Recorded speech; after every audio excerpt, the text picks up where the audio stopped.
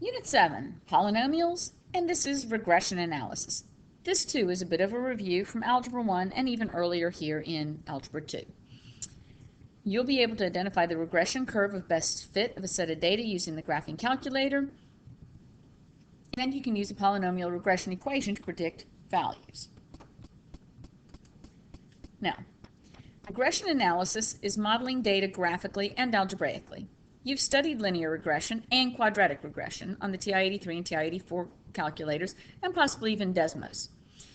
These calculators will also perform cubic and quartic regressions. Before deciding on the type of regression, you need to create a scatter plot from the data provided and choose the type of regression based on the graphical pattern that you see. So, take a look when you enter the data below into your calculator so you can see a scatter plot. Now, how do we do a scatter plot? Well, first, let's get our calculator up here. And let's quit. And now we're going to go to Stat, Calc. Oops, not Calc, just Stat, Edit. And we're going to enter our X's in list 1 and our Y's in list 2. So 0, 5, 10, 15, 20. Then we're going to move over here and we're going to put in the Y values. 10.1, 2.8, 8.1, 16, there's no reason to put the 0.0 because it'll go away anyway, and then 17.8. Now, we have our sets of data. Now, one thing you do have to realize is that this is actually much easier when you have a large set of data. Such a small set of data, you really have to be careful of. It's hard to tell, but anyway. Now we've got our data in. Now, you see up here where it says stat plot? It's in blue, so we have to press second y equals. And none of the plots are on, so we're going to turn plot 1 on. So we hit enter, and we just hit enter again. It goes from off to on. It's already set up as a scatter plot. Our x's are in list 1 and our y's are in list 2. So we're set. Now, what we can do is we do zoom, and then if we go all the way down to number 9, whoops, number 9 is zoom stat. So it's going to make, let me do y equals, let me clear that. Go back to the graph. Okay, so here's our graph. So notice here are our points. Here's a point, here's a point, point, point, point, point. Okay, so now we can look at the graph. It looks kind of like a line, but you got a point up here and a point down here. It looks a little bit like a parabola, but then this point's off over here. Maybe it looks like a cubic. Okay, it's coming down, going up, maybe it'll come back down again. Hard to tell. So, if you want to perform the different analysis, we can perform a quadratic regression and a cubic regression.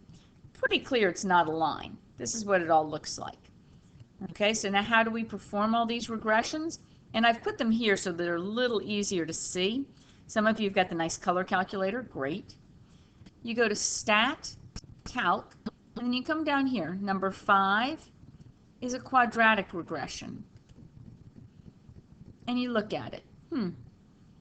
Notice I wrote the equation in there. It goes through one of the points. It's got a couple of points below, a couple of points below, above.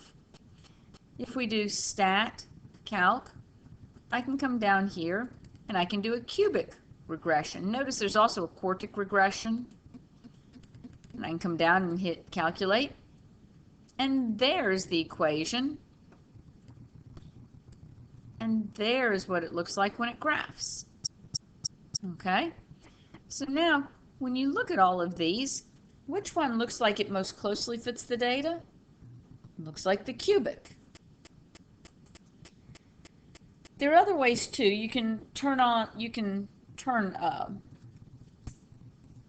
data stats on, and you can look for different information. but really you're looking to see which model fits it best.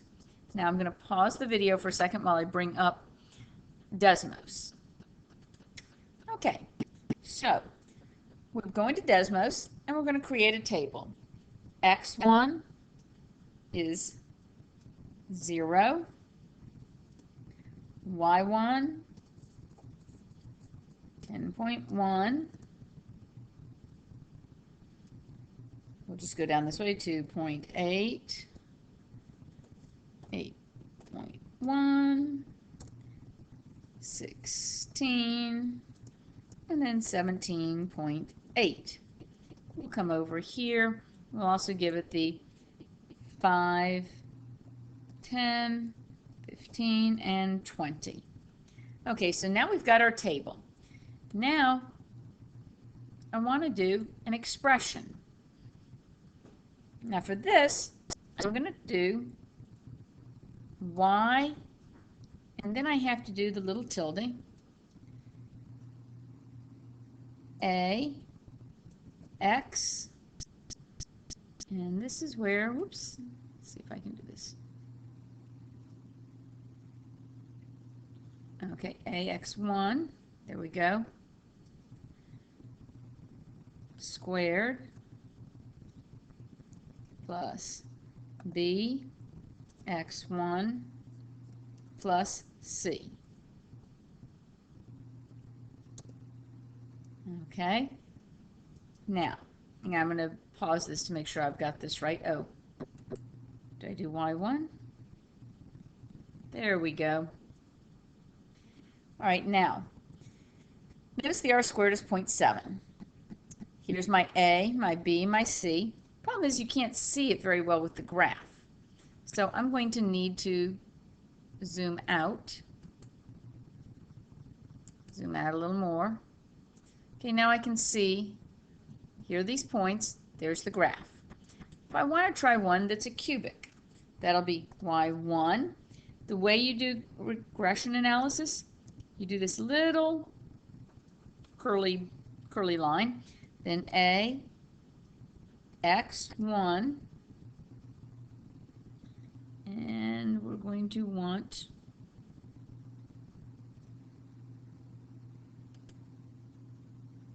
except we're going to come back here and we're going to say a cubit, and then we're going to do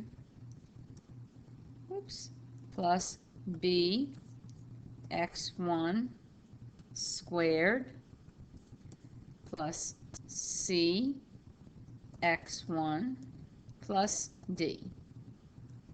And now you can see the red line. And notice that the red line actually goes through, and additionally this r squared value, 0.9998, the closer this is to 1, the better the curve matches the data. So if you're taking the SOL, look at that correlation coefficient. That's what it's called. It's correlation coefficient. The closer it is to 1, the better it matches. So in this case, I would pick the cubic. It's got a correlation coefficient of 0.9998 as compared to the 0.7631 for the quadratic. And just looking at it, you can see that it matches it better. Okay? So that's really all there is to regression analysis. You just have to you need some muscle memory. You need to practice putting x's in list 1, y's in list 2, and doing the regression analysis. You may do it at home, especially if you're going to be taking the SOL. I would suggest trying it with Desmos. Otherwise, make sure that you can also do it with the calculator. Okay?